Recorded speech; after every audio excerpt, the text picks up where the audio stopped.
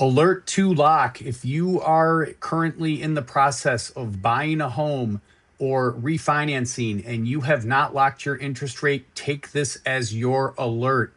Mortgage interest rates are skyrocketing. For those of you guys that don't know who I am, my name is John Cams. I've been a mortgage loan officer for 25 years. What the heck is going on with the market? Let's go ahead and get into this. Mortgage interest rates are skyrocketing on news from the European Central Bank and Bank of England that they are ready to hike interest rates if inflation goes above their targets because of the Iran conflict as soon as April, and the market is not like. As a result, interest rates across the globe are skyrocketing, including the 10-year Treasury, which we will go over. And adding some fuel to the fire was Fed Governor Waller, who has recently changed his tone. He's been in favor of cutting interest rates, but he made some comments this morning that were not very favorable of cutting interest rates. He decided to not cut at the last Fed meeting because he is concerned about the oil situation as well. He did explain that if oil prices go up and then come right back down, then that price shock can be looked through. However, it appears that there is no easy end in sight to this conflict with Iran and the reopening of the Strait of.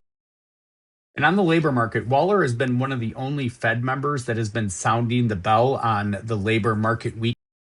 He then said that it appears that the latest data shows that the labor market may not be growing at all, which means that zero job creations on average could be the break even and not cause the unemployment rate to rise, which has been somewhat of the saving grace with lower interest rates, as people have been hanging their hat on the fact that the labor market is weak.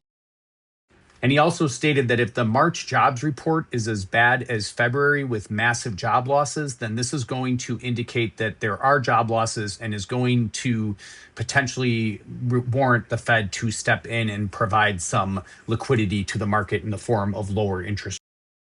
And he finished by saying that he, quote, may be in favor of cutting interest rates later this year, but he wants to see what happens with oil prices and the next unemployment report.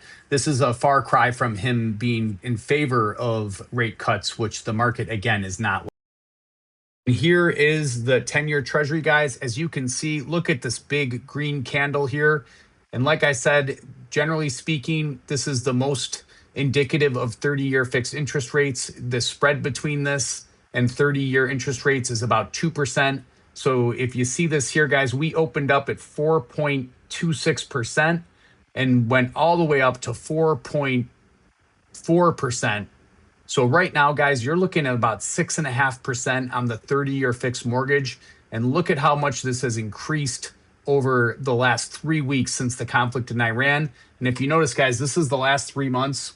Rates are not only the highest they've been, the 10-year is the highest it's been in not only 3 months, but let's look at 6 months here, guys.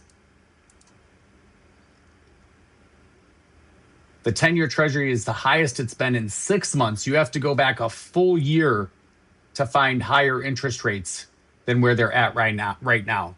So once again, guys, if you have a mortgage and you're floating, do not float. Lock your interest rate. I hope this helps. Let me know if you or anybody you know needs help buying, selling, or refinancing a home. Make it a